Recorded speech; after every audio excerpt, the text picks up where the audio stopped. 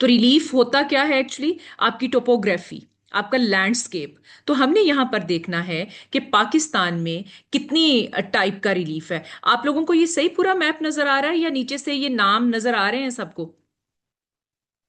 सारा आ रहा है नजर। ये नेम्स भी नजर आ रहे हैं? जी। Okay, so if you look into Pakistan's map, तो पाकिस्तान का जो रिलीफ है, it is divided into different types of topographical features. आप देखें तो in north of Pakistan we have mountains, ठीक है? In northwestern parts we have mountains. We have two plateaus, the Balochistan plateau and the Potohar plateau. Potohar plateau in the north of Pakistan. अगर आपको यहां पर कोई प्लेट्यू आती है और एग्जामिनर आपसे कहता है identify the name of plateau, ठीक है, आपके इंडस और ऑलमोस्ट ये जेहलम के साथ तक आगे चलती है, ठीक है, और इसी के पैरेलल अगर आप नीचे देखें तो सॉल्ट रेंज आपकी आ जाती है। ये तो आप वही एग्जांपल ले सकते हैं ना कि जब हम ट्रेवल करते हैं लाहौर से इस्लामाबाद की तरफ, तो यहां से पहले हम सॉल्ट रेंज में एंटर होते हैं, यानी पूरा सॉल्ट रेंज हम क्रॉस करते हैं। देखा नहीं है, जब हम सॉल्ट रेंज एंटर होते हैं तो पहले हाइट इंक्रीज होती है और फिर हम नीचे उतरते हैं। इसका मतलब है दोबारा से हम यहां पर वैली फ्लोर में आ जाते हैं और फिर हमारा पोटवार रीजन का जो एरिया है प्लेट्यू का वो स्टार्ट होता है। हमने सारी माउंटेन रेंजेस के नाम नहीं याद करने, हमें सिर्फ पता होना चाहिए कि किन किन पार्ट्स ऑफ पाकिस्तान में माउंटेन्स हैं, कहाँ आपकी प्लेट्यूज हैं, कहाँ आपके डेजर्ट एरियाज हैं। तो अगर हम देखें, ये आपकी नॉर्दर्न माउंटेन्स हैं, these are western mountains, these are two plateaus, salt range.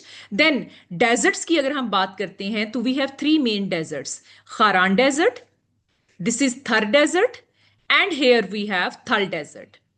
उसके अलावा रिमेनिंग पार्ट जो हमारा है in upper Indus plain and in lower Indus plain, mean Punjab और सिंध का जो एरिया है, it is a plane area, it is level land above sea level. इसकी हाइट ज्यादा नहीं है, ठीक है, ये ऑलमोस्ट सी लेवल के इक्वल होता है या थोड़ी सी इसकी ज्यादा हाइट होती है, इसलिए ये फ्लैट एरियाज में कंसीडर किया जाता है, ठीक है।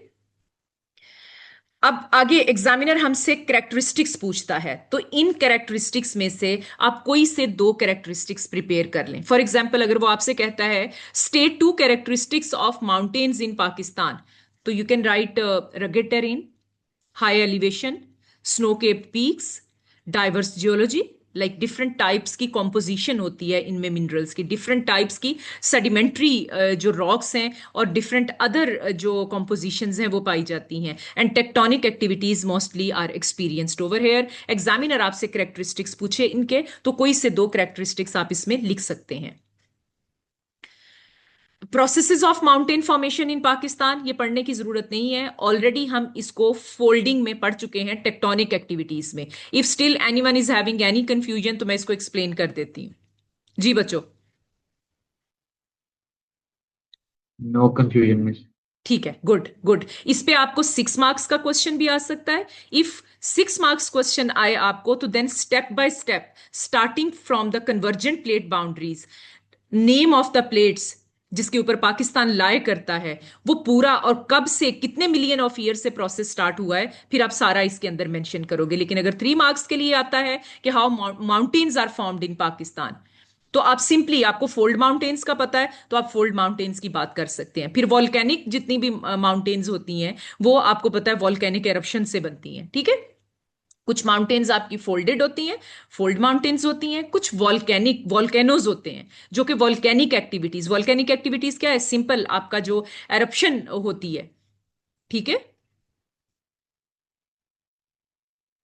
देन प्लेट्यूज, प्लेट्यूज के अगर आप करेक्टरिस्टिक्स देखें तो दो प्लेट्यूज हैं हमारे पास, कौन कौन सी? Potwar plateau in the north of Pakistan and Balochistan plateau in Balochistan, ठीक है, जो कि हम आपकी वेस्ट में आ जाती है, साउथ वेस्ट में। अब इसके अगर आप देखें तो आप इसकी एलिवेशन की बात कर सकते हैं करेक्टरिस्टिक्स में। रेजिडोल हिल्स, रेजिडोल हिल्स कौन सी होती हैं? जो रिमाइंडर्स होती हैं एरोजन के बाद, जो थोड़ी बहुत आपकी टेरेन रिमेनिंग रह जाता है, सॉइल एरोजन आप इसका एक बहुत बड़ा फीचर है। फिर आप देखें कि प्लेट्यूज जो हैं they are used for agricultural purposes, specially wheat, cotton और शुगर केन टाइप की जो क्रॉप्स हैं ये यहाँ पर ग्रो होती हैं। देन फॉर्मेशन ऑफ प्लेट्यूज, तो सिंपल आपने यहां पर प्रोसेस स्टार्ट करना है माउंटेन बिल्डिंग का, ठीक है। और वही माउंटेन्स जब due to different actions such as wind erosion, such as आपका जो है वो वाटर एरोजन के थ्रू उनकी हाइट डिक्रीज होती है, टॉप उनकी फ्लैट हो जाती है, and from the surrounding flat areas उनकी हाइट ज्यादा रहती है, तो वो हमारी प्लेट्यूज होती हैं। ऐसा कभी कोई क्वेश्चन आया नहीं है, लेकिन क्योंकि इंडस डेल्टिक कोस्ट लाइन की फॉर्मेशन भी आपकी स्पेसिफिकेशन में मेंशन नहीं है, फिर भी एग्जामिनर आपको उसकी फॉर्मेशन पे क्वेश्चन दे देता है। फ्लड प्लेन्स की फॉर्मेशन नहीं लिखी हुई, फिर भी एग्जामिनर आपको क्वेश्चन दे देता है। तो इसलिए जो भी रिलीफ रीजन है आपका mountain, plateau, plain areas and delta, इसकी आपको फॉर्मेशन का पता होना चाहिए। Explain one reason for the formation of Indus delta, explain one reason for the formation of mountains, explain one reason for the formation of plain areas, और Indus plain specifically दे सकता है। इंडस प्लेन की जगह पे एग्जामिनर आपको फ्लड प्लेन का word जो है वो भी यूज करके दे सकता है, ठीक है। Next we have plain areas, तो upper Indus plain, lower Indus plain. Upper Indus plain, parts of the Indus plain which are in Punjab, वो आपके अपर इंडस प्लेन में आते हैं, ठीक है। For example if you see over here into this map, look into this, ये पूरे का पूरा जो डार्क ग्रीन कलर है और लाइट ग्रीन कलर जो येलोइश कलर शेड आ रहा है, ये आपका इंडस प्लेन है, excluding Thar desert and excluding the coastal areas, ठीक है। बाकी ये वाला पार्ट आपका अपर इंडस प्लेन है, this is lower Indus plain, ठीक है। Now if we look into Indus plain, तो इंडस प्लेन जो है ये आपका it is the land of flood plains. Flood plains क्या होते हैं? Surrounding lands of the rivers. तो इंडस प्लेन पूरे का पूरा, अपर इंडस प्लेन और lower Indus plain, it is the land of flood plains. Flood plains इनको क्यों कहते हैं? क्योंकि ये when river is flooded, when river overflows during the summer season due to melting of the glacier and monsoon rainfall, जब आपका river का volume, water का वॉल्यूम रिवर्स में बहुत हाई होता है, तो उसकी वजह से व्हेन इट ओवरफ्लोज, तो अपने साथ जो सेडिमेंट ये लेके आया होता है, सेडिमेंट हम कहते हैं उस मटेरियल को, उस सॉइल को जो रिवर माउंटेन से अपने साथ लेके आता है, व्हेन इट ओवरफ्लोज तो वो सराउंडिंग एरियाज में स्प्रेड कर देता है। इसको हम कहते हैं एलुवियम डेपोजिशन, जो कि आपकी सॉइल की फर्टिलिटी को इंक्रीज करती है। एंड बाय मिस ये कौन सा पार्ट का क्वेश्चन होता है? ये वाला, ये आपको 3 मार्क्स का क्वेश्चन आ सकता है। Explain one reason for the formation of flood plains, ठीक है। तो फ्लड प्लेन्स आपके जो है वो इंडस रिवर और इसकी लाई हुई मट्टी से बनते हैं, जिसको हम अपनी टिपिकल ज्योग्राफिकल टर्म्स में एलुवियम बोलते हैं।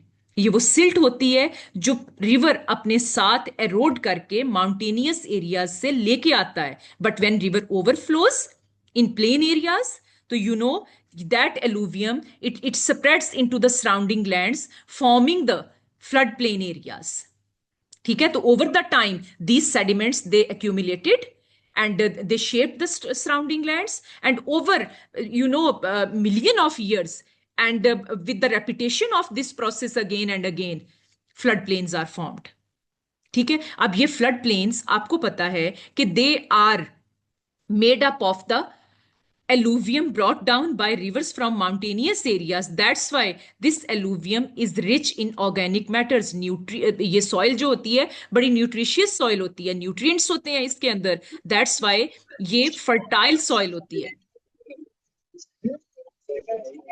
बेटे किसी का माइक ऑन है? यस, ठीक है जी बच्चे, किसी का माइक ऑन है? Ahmad Aamir, who is this?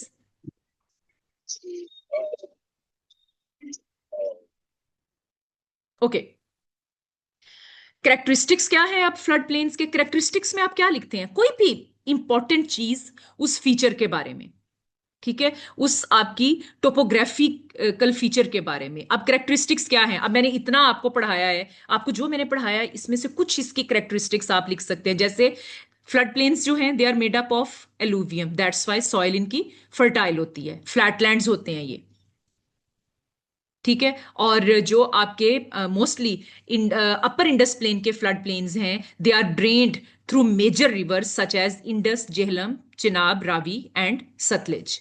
और दूसरा, ये जो आपके प्लेन एरियाज हैं, इनका क्लाइमेट अगर आप देखें तो सब ट्रॉपिकल टाइप क्लाइमेट होता है, जिसमें आपकी हॉट समर्स और माइल्ड विंटर्स, विंटर्स भी कोई इतनी स्वेयर नहीं होती कि जो बियरेबल ना हो। इंपॉर्टेंस ऑफ फ्लड प्लेन्स में इफ वी लुक, तो एग्रीकल्चरल पॉइंट ऑफ व्यू से ये बहुत इंपॉर्टेंट है, क्योंकि फर्टाइल सॉइल होती है, फ्लड प्लेन्स हैं, रिवर्स की सराउंडिंग लैंड्स हैं, तो provision of water is easier for agricultural purposes. ठीक हो गया? दैट्स वाई एग्रीकल्चर के लिए, अब जब एग्रीकल्चर अच्छी होगी तो ऑटोमेटिकली आपकी एग्रो बेस्ड इंडस्ट्री अच्छी होगी, इंडस्ट्रियलाइजेशन प्रोसेस होगा, एग्रीकल्चर आपको एम्प्लॉयमेंट अपॉर्चुनिटीज प्रोवाइड करेगी, आपकी इंडस्ट्री आपको agro based industry employment opportunities provide करेगी, फूड प्रोडक्शन हाई होगी, raw material for the agro based industry जो है वो आपके लिए इजी अवेलेबल होगा, which will lead towards the high density of population in this area. ठीक है? और these floodplains जो हैं, they are playing a very important role in supporting Pakistan's water resources energy development। ठीक है? और दूसरा, ग्राउंड वाटर भी लेवल हाई होता है यहाँ पर, हाइड्रो इलेक्ट्रिक पावर की जो है जनरेशन यहाँ पर की जाती है। ठीक है? हाई पॉपुलेशन डेंसिटी एरियाज होते हैं, ये मैंने एक्सप्लेन कर दिया है। इंडस्ट्रियल एक्टिविटीज यहाँ पर बहुत स्मूथ और एफिशिएंट होती हैं। Then we have desert areas. Deserts की आपको लोकेशन पता होनी चाहिए, जो कि मैंने अभी आपको एक्सप्लेन की है। If you look into here, Thal desert, this is Kharan desert, Cholistan, Nara, Tharparkar. लेकिन ओवरऑल ये पूरे का पूरा जो डेजर्ट है आपका, इसको हम थर डेजर्ट कहते हैं। अगर एग्जामिनर स्पेसिफिकली इतना एरिया चूज करके वहां पर आपको डेजर्ट मेंशन कर दे और आपसे कहे identify the landform shown in figure, तो फिर आप लिखोगे डेजर्ट। अगर वो कहे identify the name of desert which is shown in the map, और सिर्फ इतना एरिया मार्क हुआ हुआ हो नीचे वाला, तो आप कहेंगे थरपारकर। अगर सिर्फ इतना बीच वाला एरिया मार्क हुआ हुआ हो, तो देन यू विल से नारा। If this part is highlighted और आस्क्ड इन द पेपर, तो यू विल से चोलिस्तान। लेकिन ओवरऑल अगर पार्टीशन ना हुई हुई हो, पूरा ये एरिया आपको दिया जाए और यहां पर ए लिखा हो, तो एग्जामिनर आपसे कहे identify desert A on the map, और आपको कुछ ऑप्शंस दे साथ। ठीक है? तो उसमें उसमें फिर क्या होता है कि आप सिर्फ एक लिखोगे।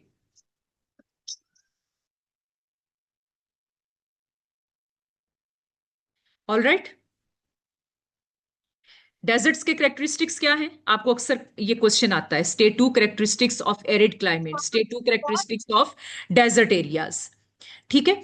तो इसमें जो है आपका hot and dry climate, limited vegetation होती है, क्योंकि क्लाइमेट सूटेबल नहीं है, तो आपके डेजर्ट एरियाज जो हैं दे आर स्पार्सली वेजिटेटेड। तो sparse rainfall, very less amount of rainfall is experienced. Sand dune is a common feature. Okay? How deserts are formed, तो डिजर्टिफिकेशन जो है वो डेजर्ट्स की फॉर्मेशन की एक बहुत बड़ी वजह बनती है। ठीक है? और रेनफॉल कम होती है, जो कि जिसकी वजह से एरियाज जो हैं they they they are formed into deserts over time. Wind और जो वाटर एरोजन होती है, वो उस सेडिमेंट को जो है वो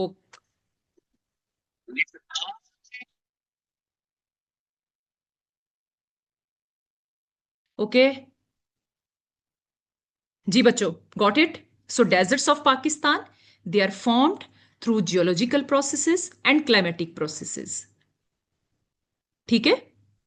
अब इसमें क्या है, आपने देखा है कि पाकिस्तान में there are different mountainous areas. मैंने आपको पहले भी एक्सप्लेन किया था कि जहां भी माउंटेनियस एरियाज होती हैं और वहां पर आपकी मॉइस्चर लेडन विंड्स उस एरिया में पास होती हैं, ठीक है, तो वो विंडवर्ड साइड पे बारिशें करेंगी। जब वो दूसरी साइड पे, माउंटेन की ऑपोजिट साइड पे जाएंगी, तो ऑलरेडी उनका मॉइस्चर ड्रॉप हो चुका होता है, जिसकी वजह से क्या होगा कि वो एरियाज आपके रेन शेडो एरियाज हो जाएंगे, रेनफॉल नहीं होगी, which will turn the conditions in that specific area into a desert. जी गयूर? मिस, जियोलॉजिकल और क्लाइमेटिक में क्या फर्क है? जियोलॉजिकल जो आपकी जमीन से रिलेटेड होती हैं, जैसे आपकी माउंटेन है, माउंटेन बिल्डिंग एक जियोलॉजिकल प्रोसेस है। नहीं मिस, डेजर्ट फॉर्मिंग में मतलब बताएं। हाँ, वो मैं बताती हूँ ना। देखिए, माउंटेन्स जियोलॉजिकल प्रोसेसेस के थ्रू क्या होता है, आपकी माउंटेन्स बनती हैं। ठीक है? अब आपके एरिया में अगर माउंटेन बैरियर है बहुत बड़ा, और मॉइस्चर लेडन विंड्स जो हैं वो उस माउंटेन बैरियर से गुजर के आती हैं, तो फिर क्या होगा कि माउंटेन की पहली साइड जिधर से हवा आ रही है वहां पर बारिश होगी, क्योंकि when wind move start to move upward, उसको रास्ता नहीं मिल रहा, वो अपना रास्ता तलाश करने के लिए माउंटेन बैरियर के साथ साथ ऊपर उठती है। अब ऊपर टेम्परेचर आपका लो होता है, वाटर वेपर कंडेंस हो जाते हैं, ठीक है, they become heavy enough for the wind to carry on इसको फर्दर, दैट्स वाई वहां पर कंडेंसेशन होती है और माउंटेन की उस साइड पे बारिश हो जाती है। अब जब विंड आपकी क्रॉस करके दूसरी साइड पे जाती है तो वहां पर ऑलरेडी, क्योंकि विंड अपना मॉइस्चर अपनी विंडवर्ड साइड पे ड्रॉप कर चुकी है, जो आपके ऐसे एरियाज जो परमानेंटली वहां पर हैं माउंटेन की बैक साइड पे, जिधर आपकी ड्राई विंड जा रही है वहां पर फिर बारिशें नहीं होंगी, क्योंकि जो सिस्टम रेनफॉल लेके आ रहा है वो सिस्टम दूसरी साइड से आ रहा है, वहां पर बारिश हो रही है। और जो दूसरी साइड जिधर आपकी विंड क्रॉस करके आती है ऑलरेडी वो अपना मॉइस्चर ड्रॉप कर चुकी होती है, इसलिए ड्राई विंड होती है। और ये dryness and high temperature it turns the condition of different areas into a desert. जी गुयूर, जी ठीक है। भी सवाल नेक्स्ट टॉपिक है हमारा drainage network of Pakistan. Drainage का मतलब होता है वाटर वाटर सिस्टम।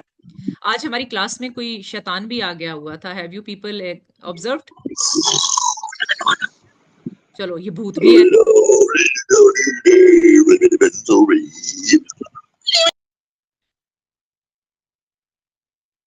बच्चों ये फिर गलत बात है, मैं आज के बाद ना फिर थोड़ा सा हो जाऊंगी, ठीक है, तो इस तरह से नहीं मिस, वो करना मगरिब का टाइम है ना असल में। मैं नमाज भी साहब पढ़ी। बैन कर दें, मैं साहब सेटिंग्स चेंज कर दें परमिशन वैसे के चल बिना के कोई आया आ है। ना पाए। वो कैसे चेंज करूं? चले वो मैं बाद में मैं पूछती हूँ आपसे, ठीक है। ऐप से होंगी मेरे ख्याल से, ऐप में जाके शायद हो। चलें चलें, वी विल सी दैट, ठीक है, अभी आप ध्यान रखिएगा, ठीक है। Okay, location drainage network. Drainage network में आपने ये नहीं करना कि कैसा पैट्रिक है। डेंड्रिटिक पैटर्न, डेंड्रिटिक पैटर्न ऐसे होता है कि जैसे नीचे से बिल्कुल एक ब्रांचेस कोई ट्री की टाइप की चीज हो, जिस तरह से आप देखें तो नीचे आके रिवर इंडस जो है वो एक हो जाता है, एक ट्रंक की फॉर्म में आ जाता है, और ऊपर सारी जो उसकी ब्रांचेस हैं, जो आपका जेहलम, चिनाब, रावी, सतलज, सब इसके अंदर मर्ज हो रहे हैं, तो ये आपका एक डेंड्रिटिक पैटर्न बन जाता है रिवर का, ठीक है। तो मोर पाकिस्तान के जो मेजर रिवर्स हैं जिनको हमने पढ़ना है, जो आपकी स्पेसिफिकेशन का पार्ट है, वो है इंडस, जेहलम, चिनाब, रावी एंड सतलज। इनकी आपको लोकेशन पता होनी चाहिए। ये वाले जो रिवर्स हैं बलोचिस्तान के, they are not required in our specification. हमें सिर्फ ये वाले रिवर, ये भी वेस्टर्न रिवर्स भी नहीं चाहिए हमें, वी नीड ओनली इंडस। अगर एग्जामिनर आपको आइडेंटिफाई करने के लिए कहता है तो you should know this is Indus. Then Jhelum, Chenab, Ravi, Sutlej, वो ही फॉर्मूला आपने लगाना है जो मैंने स्टार्ट में आपको सिखाया हुआ है, I just can't read stories, ठीक है। I just can't read stories, आपने ऊपर से स्टोरी स्टार्ट बुक्स। करना। बुक्स, हमारी बुक्स जो है ना वो उधर आ रही है इंडिया में। बियास जो है, before entering Pakistan it merge into river Sutlej, ठीक है। तो वो मैंने इसलिए आपको बताया था कि आपको पता रहे कि एक और रिवर है जो कि ऑलरेडी सतलज में मर्ज हो जाता है, लेकिन वो पाकिस्तान में फ्लो नहीं करता, ठीक है। पाकिस्तान के अंदर वो रिवर जो है वो आपका फ्लो नहीं करता, इसकी डिफरेंट रीजंस हैं, ओके।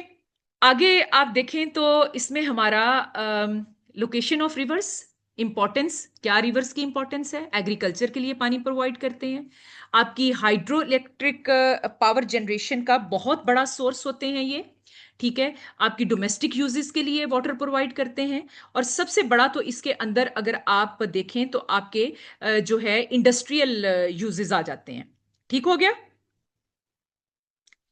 जी बच्चों। अच्छा, जी मिस। ट्रांसपोर्ट में भी रिवर जो है वो अपना बहुत रोल प्ले करते हैं, लेकिन हम पढ़ रहे हैं पाकिस्तान स्टडीज, तो पाकिस्तान स्टडीज में जो हमारा बड़ा रिवर है, river Indus, it meanders a lot, उसमें बहुत कर्व्स हैं, तो कोई बड़ी टाइप की हम बोट्स नहीं चला सकते, कोई हम उसके अंदर जो है वो नहीं चला सकते, कोई इस तरह की चीजें नहीं उसके अंदर, लाइक आप छोटे स्मॉल शिप जो है वो उसके अंदर नहीं चला सकते, ठीक है। तो ये चीजें जो हैं ये बहुत आपको पता है हमें नेगेटिवली भी इम्पैक्ट करती हैं, लेकिन क्योंकि हम यूज टू ही नहीं है रिवर इंडस को एज अ ट्रांसपोर्टेशन इस्तेमाल करने के लिए, दैट्स वाई क्या है कि river Indus is not used for transportation purposes. ठीक है, आपको कहीं कई जगह पर लिखा नजर आएगा, लेकिन आपने इसको अपने एग्जाम के अंदर कोड नहीं करना। नेक्स्ट है characteristics of flood plain areas, तो ये ऑलरेडी आप पढ़ चुके हो। ठीक है, after it Indus deltaic coast line. देखें, अगर आपको समझ लग गई है कि आपका जो फ्लड प्लेन्स कैसे बनते हैं, तो कोस्टल एरिया मैम में आपका डेल्टा बी ऐसे ही बनता है। Who is here? जी, मिस हमाद। जी मैंने जी, मिस ये आपसे पूछा था कि जो ड्रेनेज सिस्टम्स हैं, जो आपने रावी सुतले जो वाले हाँ हाँ हाँ बताए, हाँ इनके खाली करेक्टरिस्टिक्स याद कर लें बहुत है। हाँ जी, दो दो। खाली करेक्टरिस्टिक्स इनके याद करने जो है ना, ये आपको सही रहेंगे, क्योंकि इसके अलावा हम कोई इतनी एक्स्ट्रा चीज इसकी नहीं करेंगे। ठीक है, क्योंकि एग्जामिनर, आप पास्ट पेपर्स देखें ना, पास्ट पेपर्स में अगर हम देखें तो हमारा एक जगह पे क्वेश्चन आया हुआ है, वो भी रिवर रावी की आइडेंटिफिकेशन। ऐसे ही है ना? तो क्यों हम इतना टाइम वेस्ट करें? हमें इसके कैरेक्टरिस्टिक्स पता होने चाहिए, इसकी इंपॉर्टेंस पता होनी चाहिए, ताकि कोई चीज भी हमारी एग्जाम पॉइंट ऑफ व्यू से रह ना जाए। अच्छा जी, आगे चलते हैं इंडस डेल्टिक कोस्ट लाइन पे। डेल्टा क्या होता है? डेल्टा एक्चुअली एक ट्रायंगुलर शेप में फीचर होता है कोस्टल एरिया पे। ठीक है, अब ये बनता कैसे है? जब रिवर, आपको पता है, अपने उस लेवल पे होता है, फ्लैट लैंड पे होता है, और जिस वक्त वो कोस्टल एरिया को अप्रोच कर रहा होता है, एंड पे रिवर की एनर्जी बहुत कम हो चुकी होती है, बहुत स्लो स्पीड होता है।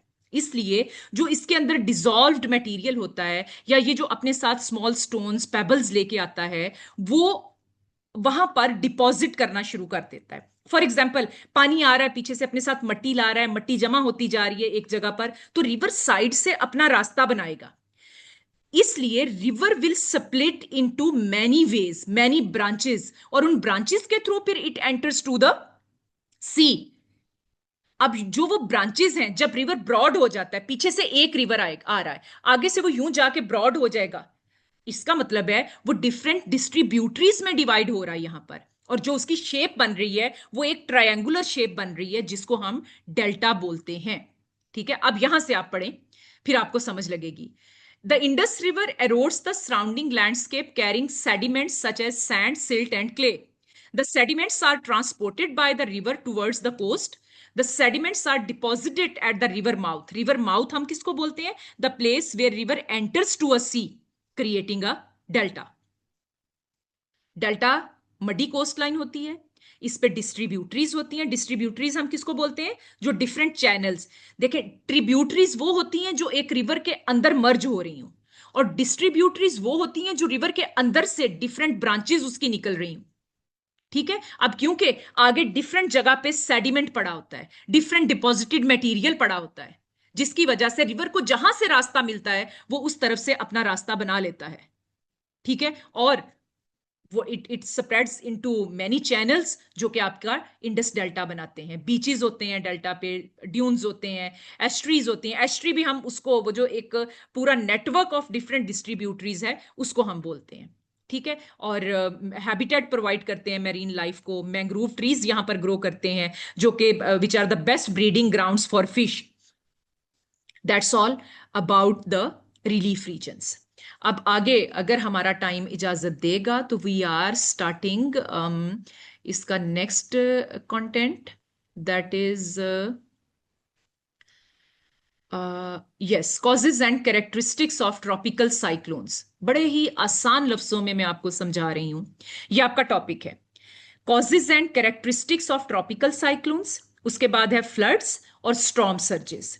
अब अगर हम ट्रॉपिकल साइक्लोन्स की बात करें तो ये एक इसकी डायग्राम है, क्रॉस सेक्शन है इसका, बेशक आप लोग स्क्रीनशॉट ले लें, या आपकी बुक्स में भी मैंने दिया है। ईच एंड एवरी लेबलिंग इसकी आप लर्न कर लें। ठीक है, क्योंकि इसमें से कोई फीचर एग्जामिनर मिस करके उसको मल्टीपल चॉइस क्वेश्चन की फॉर्म में आपको दे सकता है। ठीक है जी बच्चों, इज दैट क्लियर? यस जी मिस। यस। ठीक है, और ट्रॉपिकल साइक्लोन्स जो हैं ये ट्रॉपिकल एरियाज में बनते हैं, इक्वेटर से ऊपर 23.5 degrees north and 23.5 degrees south, ये हमारे ट्रॉपिकल एरियाज होते हैं। और Pakistan it lies over here right above the tropic of cancer, ठीक है। तो पाकिस्तान को इसलिए ट्रॉपिकल साइक्लोन जो कि इंडियन ओशन में बनते हैं, जो थ्रू अरेबियन सी आपको एक्सेस करते हैं, पाकिस्तान के लिए वो इफेक्टिव होते हैं। लेकिन tropical cyclones are very rare, बहुत रेयर हैं, ये बहुत ज्यादा या हर साल एक्सपीरियंस नहीं होते। बट ट्रॉपिकल साइक्लोन्स जो हैं ये एक ऐसा वेदर सिस्टम है जो आपको इफेक्ट करता है। इस पे क्वेश्चन आ जाता है 3 मार्क्स का भी, explain one reason for the formation of tropical cyclone या explain one cause of tropical cyclone, explain reasons for the tropical cyclones। जब reasons पूछा जाए तो उसके अंदर फिर आपने स्टेप बाय स्टेप हर चीज को एक्सप्लेन करना होता है। सबसे पहले क्या है, आपके ओशन का वार्म होना जरूरी होता है, क्योंकि मैंने आपको एक्सप्लेन किया है कि ये ट्रॉपिकल एरियाज में बनते हैं। ट्रॉपिकल एरियाज में इसीलिए बनते हैं कि ट्रॉपिकल एरियाज का जो टेम्परेचर होता है वो 26.5 डिग्री सेल्सियस जो है इसके आसपास होता है इन समर सीजन, जो कि एक सूटेबल आपका टेम्परेचर है। इससे कम टेम्परेचर होगा तो ट्रॉपिकल साइक्लोन्स नहीं बनेंगे। अब क्या होता है, वेरी ओशन जो है आपका इट गेट्स वार्म, जो कि आपकी एयर को जो है वो एनर्जी देता है। आपकी हीट जो ओशन के ऊपर होती है वो वाटर को वाटर वेपर में चेंज करती है, और वाटर वेपर फिर ऊपर उठते हैं, they rise up. When air rises, तो पीछे जैसा हमने पढ़ा था ना मॉनसून का, in the same way when air rises तो एक आपकी एम्प्टी स्पेस क्रिएट हो जाती है जिसको हम लो प्रेशर एरिया कहते हैं, और जो सराउंडिंग लैंड्स होती हैं उससे एक हाई प्रेशर विंड्स जो हैं they move towards this low pressure area. तो ये लो प्रेशर और हाई प्रेशर सिस्टम इकट्ठा एक साथ आगे चलता है, फिर मूव करता है। This is a system of rotating winds, जिसमें फिर आपकी क्लाउड फॉर्मेशन होती है, ठीक है। और फिर जमीन की अर्थ जो हमारी है ये क्योंकि राउंड है तो इसकी रोटेशन जो है इसकी वजह से फिर ये जो स्टॉर्म्स होते हैं ये स्पिन करना स्टार्ट कर देते हैं, और Aahista Aahista Aahista Aahista they travel towards any area जहां पर इनको और लो प्रेशर एरिया मिलता है। तो पाकिस्तान में अरेबियन सी से आने वाले ट्रॉपिकल साइक्लोन्स जो हैं वो हमें इफेक्ट करते हैं, लेकिन कभी कभार ऐसा होता है कि वो कोस्ट को हिट करें। वो ट्रॉपिकल साइक्लोन उस वक्त डेंजरस होंगे जब आपकी कोस्ट को इफेक्ट करेंगे। अगर आपकी कोस्ट को इफेक्ट नहीं करते तो इसका मतलब है आपके लिए जो है उनका इतना ज्यादा इफेक्ट नहीं है। अगर डीप इनटू द सी उनकी फॉर्मेशन है तो हो सकता है कोस्ट तक आते आते उनके अंदर का मॉइस्चर भी ड्रॉप हो जाए, उनके अंदर की जो इंटेंसिटी है वो कंप्लीटली खत्म हो जाए, ठीक है। तो this was the formation of tropical cyclones. और फ्लडिंग के लिए मैं, चलें इफेक्ट्स हम इसमें कर लेते हैं। इंफ्रास्ट्रक्चर डैमेज होता है, loss of life, displacement of the people, economic losses, जो कि उस एरिया में जितनी एक्टिविटीज हो रही होंगी आपके कोस्टल एरिया में, स्पेशली फिशिंग है, टूरिज्म है, आपकी रिक्रिएशनल एक्टिविटीज हैं, या फिर कुछ विलेज एरियाज जो कि कोस्ट के पास होंगे उनकी एग्रीकल्चर या फिर आपकी ट्रेड एक्टिविटीज जो हैं वो इफेक्ट होती हैं ड्यू टू ट्रॉपिकल साइक्लोन्स। अगला टॉपिक है स्टॉर्म सर्ज। तो ये मेरे ख्याल है मेरी इसका कॉल का जो है वो टाइम खत्म हो रहा है। मैं एक न्यू लिंक जनरेट, जी जी इसका ये भी तो हो सकता है कि आउटब्रेक ऑफ डिजीजेस। जी हो सकता है, ठीक है। Who is this?